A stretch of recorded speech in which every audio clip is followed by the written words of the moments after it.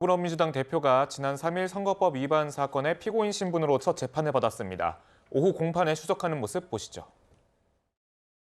김만배를 몰랐다는 윤석열 후보의 말에 대해서는 조사도 없이 각하했고, 김문기를 몰랐다는 이재명의 말에 대해서는 압수수색, 그다음에 수십 명의 소환 조사를 통해서 기소했습니다. 이 말인즉슨 지난 대선 기간 동안 윤 대통령이 김만배 씨를 알지 못했다고 말했는데도 검찰이 기소 안 한 걸 문제 삼은 거죠? 그렇죠. 그러니까 본인이 김문기 씨에 대해서 잘 몰랐다.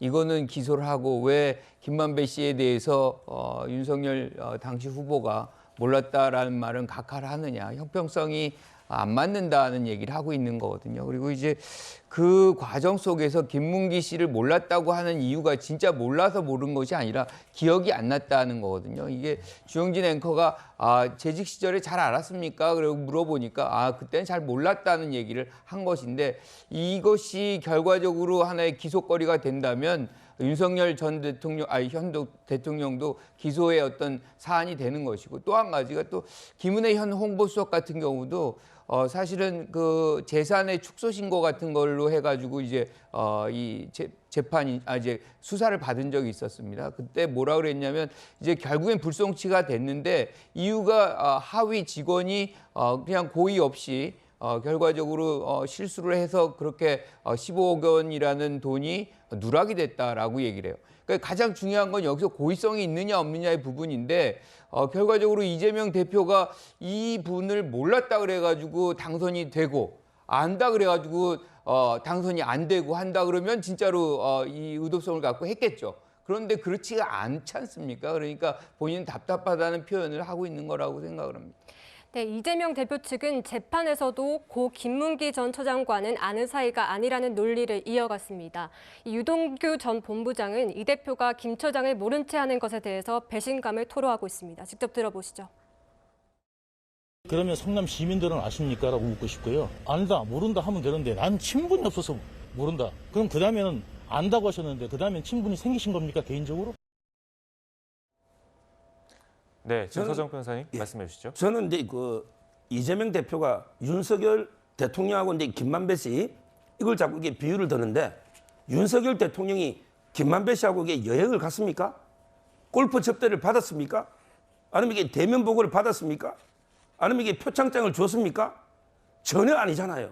이게 비교할 걸 해야죠. 얼마 전에는 성남 FC를 하면서 홍준표 그때 도지사 그 경남 FC하고 비교하더라고요.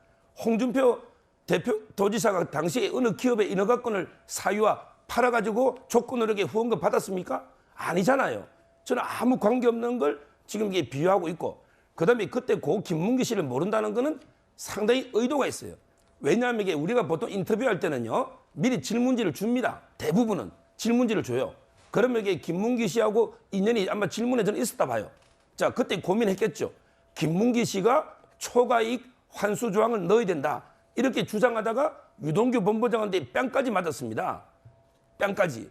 그러니까 이제 김문기 씨를 옛날부터 이재명 변호사라고 핸드폰 입력이 돼 있잖아요. 옛날부터 김문기 씨하고 일을 하고 잘 알면 본인의 대장동 배임이나 이런 게 계속 질문이 나올 것 같으니까 미리 사전에 김문기 씨를 몰랐다, 이렇게 차단하자, 이런 게 아주 의도적으로 저는 이게 허위 인터뷰를 했기 때문에 이게 검찰이 기소가 됐다, 이렇게 보는 거예요.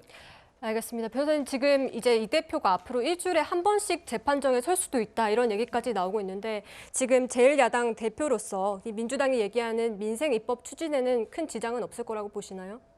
사실 이제 그 부분이 좀 현실적으로 우려되는 부분은 분명한 것 같습니다. 지금 이제 검찰의 어떤 무도한 수사를 받고 있고 그로 인해 기소가 돼서 재판에 가게 될 때는, 특히 공판기일에는 피고인 신분은 반드시 출석을 해야 되기 때문에요. 그 과정이 지금 3월에는 격주로 법원에 출석을 하게 되지만 앞으로 또다시 기소가 추가로 됐을 경우에 재판 일정이 더 늘어날 가능성이 있기 때문에 야당 대표로서 이제 본인이 해야 될 일에 대해서 시간을 뺏기는 게 아니냐라는 우려나 또 그런 공격들이 나올 수 있는 지점 분명히 있는 것 같습니다. 그러나 분명한 것은 작년 8월 전당대회에서 77.77%의 압도적인 지지를 보내신 당원들이 이 상황을 예측을 전혀 못했다라고 할 수는 없을 것 같습니다.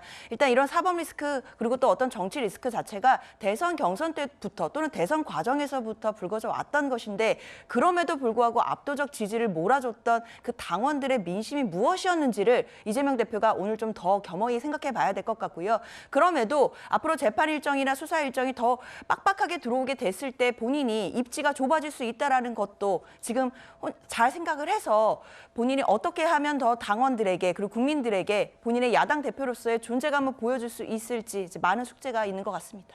네, 알겠습니다. 이제부터 이 대표의 재판 상황이 계속 진행되기 때문에 저희가 재판 상황과 그리고 수사 소식까지 추가적인 소식 들려오는 대로 전달해 드리도록 하겠습니다.